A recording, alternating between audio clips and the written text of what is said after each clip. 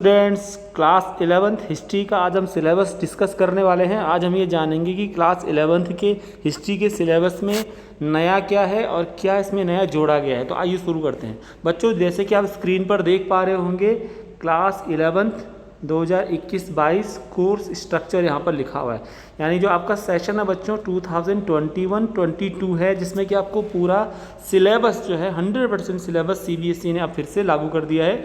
पिछली बार जो है कुछ चैप्टर 11 क्लास से डिलीट कर दिए गए थे, 3 चैप्टर डिलीट कर दिए गए थे, फिर से उनको सिलेबस में जोड़ दिया गया है। कुल मिला के इस साल सीबीएसई का 11 क्लास का जो सिलेबस है वो 100% है एग्जामिनेशन के लिए। जितने चैप्टर्स आपकी बुक्स में हैं वो सारा आपके एग्जाम में आएगा। ठीक है, आइए देखते हैं बच्चों। 80 मार्क्स का आपका क्वेश्चन पेपर आएगा एग्जामिनेशन में, एनुअल एग्जाम और हाफ ईयरली में 3 घंटे का आपका पेपर होगा। ठीक है, थ्योरी का पेपर। आइए हम जानना शुरू करते हैं कि हमारे पास चैप्टर कौन कौन से हैं। सबसे पहले बच्चों आप स्क्रीन पर देखोगे तो यहाँ पर लिखा होगा यूनिट्स। यानी कि यूनिट्स का मतलब होता है कि आपका जो बुक का जो कंटेंट है वो कितने यूनिट में, कितने भागों में बटा हुआ है। तो बच्चों हमारी जो यूनिट है उनकी टोटल जो नंबर्स हैं, संख्या है उनकी 4 है। 4 यूनिट में हमारा पूरा हिस्ट्री 11th क्लास की बटी हुई है। और हमारी जो बुक है 11th क्लास की, उस बुक का नाम है बच्चों विश्व इतिहास के कुछ विषय। हमारी 11th क्लास की जो हिस्ट्री की बुक है बच्चों, उसका नाम है विश्व इतिहास के कुछ विषय, यानी कि थीम्स इन वर्ल्ड हिस्ट्री। ठीक है, तो बुक का नाम याद रखिएगा, थीम्स इन वर्ल्ड हिस्ट्री हमारी बुक का नाम है। अब दूसरी बात यहाँ पर शुरू करते हैं। हम इसमें क्या पढ़ने वाले हैं? हम पढ़ने वाले 11th क्लास में वर्ल्ड हिस्ट्री के बारे में, यानी कि विश्व के इतिहास के बारे में पढ़ेंगे, ना कि भारत के बारे में। विश्व इतिहास के बारे में पढ़ेंगे, जिसमें हम पढ़ेंगे रोमन एम्पायर, रोमन साम्राज्य, इस्लामिक साम्राज्य, इस्लामिक एम्पायर, इस तरह के बहुत सारे चैप्टर आपको डिटेल से आगे बताए जाएंगे। तो सबसे पहले शुरू करते हैं बच्चों। हमारे जो यूनिट्स हैं इसमें 4, जिसमें से आपकी पहली यूनिट है, पहले तो आपको ये इंट्रोडक्शन वाला एक टॉपिक आएगा, ये आप पढ़ सकते हो खुद, इसकी कोई इंपॉर्टेंस इतनी ज़्यादा नहीं, आप पढ़ेंगे।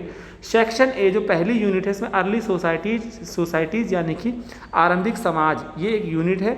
इस यूनिट से जितने नंबर के क्वेश्चन पेपर में पूछे जाएंगे वो है 18 नंबर, यानी 18 मार्क्स का क्वेश्चन आपसे एग्जाम में सेक्शन ए से पूछा जाएगा। अब सेक्शन ए के कितने पार्ट हैं आप ध्यान से स्क्रीन पर देखोगे। सेक्शन ए के कितने पार्ट हैं? 2, यानी सेक्शन ए में आपके 3 नंबर और 4 नंबर के 2 चैप्टर हैं, from the beginning of time and early cities, यानी कि समय के आरंभ से और प्रारंभिक शहर।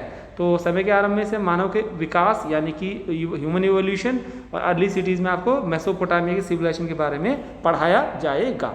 दूसरा टॉपिक जो हम ध्यान से यहाँ पर देख पा रहे हैं स्क्रीन पर, वो है सेक्शन बी। यह है यूनिट बी या सेक्शन बी, जिसको हम एम्पायर्स कह रहे हैं, जिसको हम हिंदी में कहते हैं साम्राज्य। साम्राज्य के अंदर हम क्या पढ़ेंगे बच्चों? साम्राज्य के अंदर हम पढ़ेंगे 3 चैप्टर्स को। ये देखो मैंने सर्किल किए हैं, 6 नंबर, 7 नंबर और 8 नंबर को। 6 नंबर का चैप्टर है an empire across the 3 continents, यानी कि 3 महाद्वीपों में फैला हुआ साम्राज्य।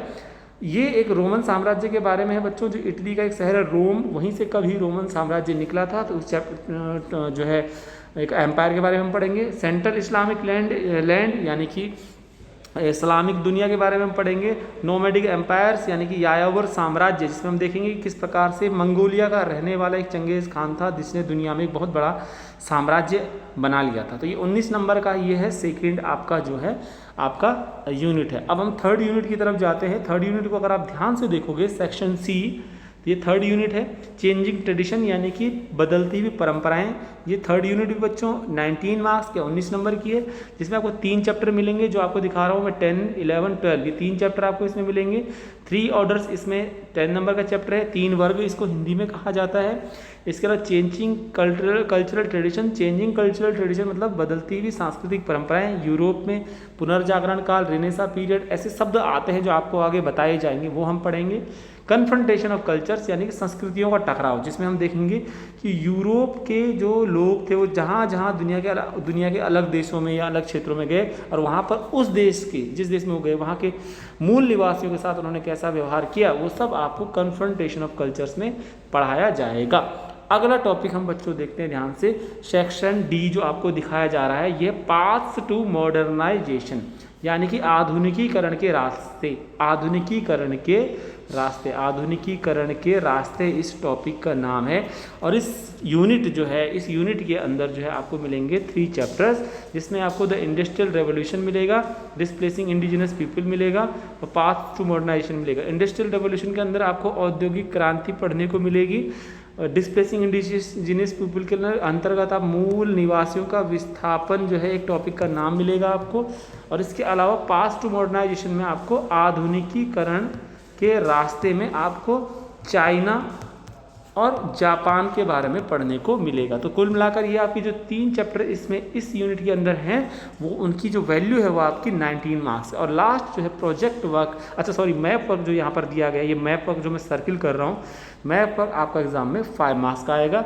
इसके अलावा आपका जो प्रोजेक्ट वर्क होगा वो होगा 20 मार्क्स का। इसलिए अब मैंने आपको एक छोटे से वीडियो में ये बता दिया है कि आपका सिलेबस क्या है। मेरी वीडियो को दोबारा देखिएगा, समझिएगा और उसके बाद हम डिस्कस करेंगे कि हमारा चैप्टर में क्या क्या हमने पढ़ना है, चैप्टर्स क्या, बहुत वाइड सिलेबस है। तो उम्मीद है आपको वीडियो ठीक लगा होगा।